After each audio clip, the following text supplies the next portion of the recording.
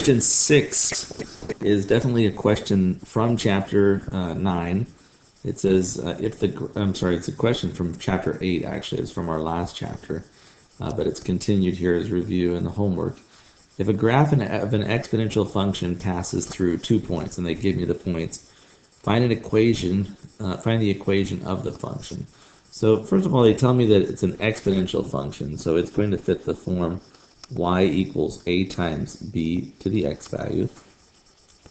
And when I look at these, I've got 2 points here. I've got 1, 6 and 4, 8.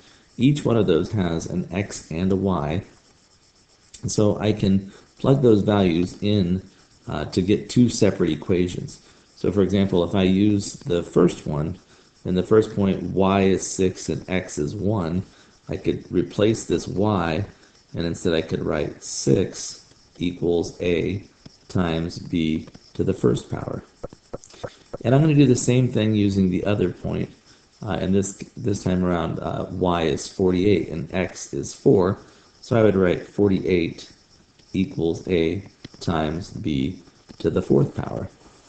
Now each one of these, I'm going to solve by, I'm going to isolate the variable a. I want to get the variable a alone. And to accomplish that, I'm going to divide both sides by, in the first case, b to the first. So I'm going to divide both sides of this equation by b to the first power.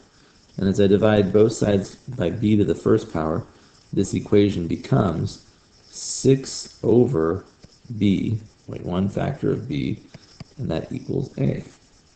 And if I do the same thing with the second equation, I would here divide both sides by b to the fourth, in order to get a alone. So I'm going to divide by b to the fourth, divide by b to the fourth. And when I do that, this equation becomes, on the left-hand side, we have 48 over b to the fourth power. And on the right-hand side, when I simplify that, when I have 4 factors of b in the numerator and 4 factors of b in the denominator, and they'll cancel each other out. So we're left with just plain old a. Now, what I'm going to do next is substitution, or I think CPM calls it the equals values method. But what I'm going to do is, this first equation tells me that a is equivalent to 6 divided by b. And I'm going to take that value of a, this 6 divided by b, and I'm going to place it in the second equation.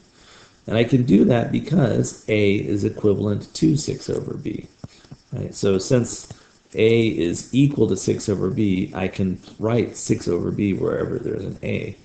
So this second equation I'm going to transform into, I still have the 48 over b to the fourth, and that's going to equal, on the other side, I said that I'm going to replace it with 6 divided by b, 6 over b. So at this point now, I'm going to go ahead and multiply both sides by b to the fourth and b, or actually multiply both sides by b to the fifth power. Or I can think about this as a proportion, because it is, and just find the cross products. I don't like saying that, sorry. At any rate, this equation transforms into 6 times b to the fourth power, and that's the product of this diagonal, and that equals 48b. That's the product of this diagonal, 48b. And I'm going to go ahead and divide. Now I'm going to get my b's on one side of the equation, and I'm going to do that by dividing both sides by b. So this equation will become 6 times b cubed,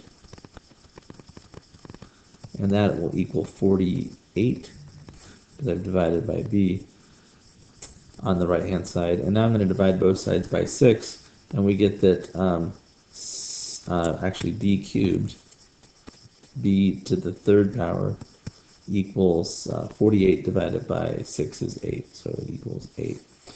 At this point, it's pretty straightforward. We've seen enough of these that I think we understand that b at this point would equal 2. And what we're doing is we're taking the cubed root of both sides, right? Since it was b was being cubed, to undo that, we're going to take the cubed root of the left-hand side, and let me grab this 8 and move it over. And we're going to take the cube root of this side as well. So we get that b is 2. If this was a higher root index, like a 5 or a 6, and I didn't really recognize what the 5th root of that was, or the 4th root, we would use our either our scientific or our graphing calculators, and I'm pretty sure that most of you know how to use those to find different powered roots. At any rate, we now know what b is, and in order to figure out what a is, we're going to use substitution, or the equals method again. And I'm just going to take this value of b and plug it into either one of the equations. I believe that probably the simplest place to put this value of b is 2, is in this very first equation I worked with. So we found out from below that b is 2. And if I substitute that value in, instead of this b, I'm going to write in the 2. I get that a is equal to 3. Now that I know the values of both a and b, we can turn our attention back to the original function.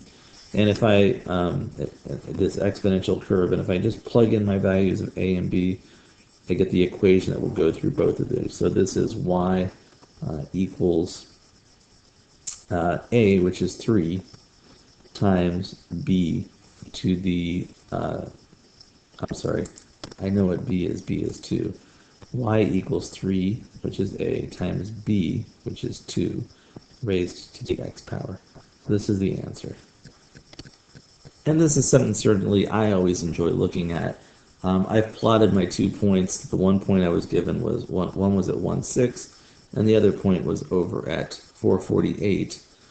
And we've discovered that my function is f of x or y equals 3 times 2 to the x power. If I ask GeoGebra to plot that point, right, I've already typed it in, I'm just going to turn on that graph. You can see that's a beautiful exponential curve that definitely goes through the value of 1,6, and it also goes through exactly the value for 48.